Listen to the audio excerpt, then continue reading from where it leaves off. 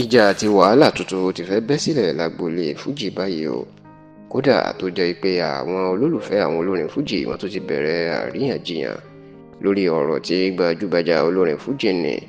Alhaji Sulaiman Adio ẹni tí ó gbajúmọ̀ sí Àtàwẹ́wẹ́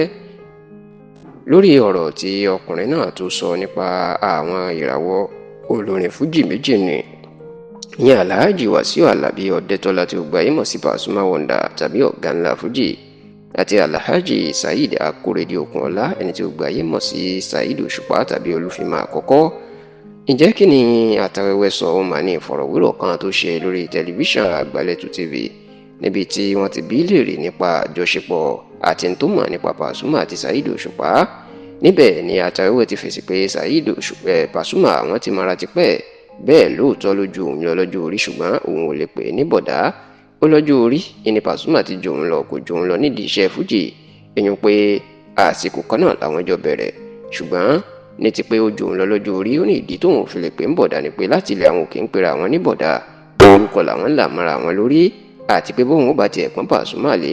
ó nígbà fún múrí nígbà fún gbàdálùkù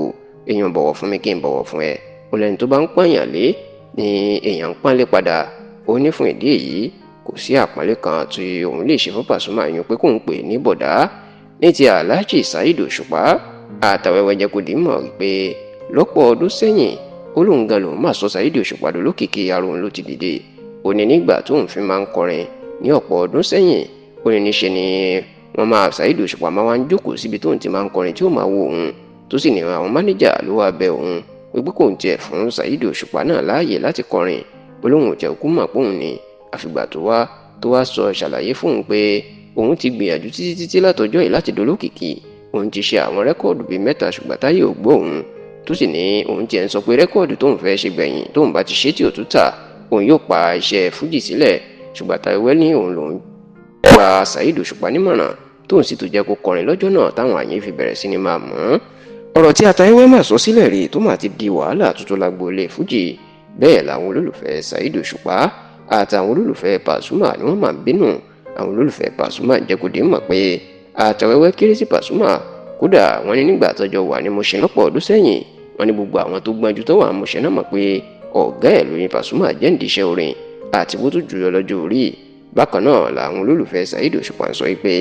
Àtàwẹ́wẹ́ kọ́ ló sọ Saheed Òṣùpá dolókìkí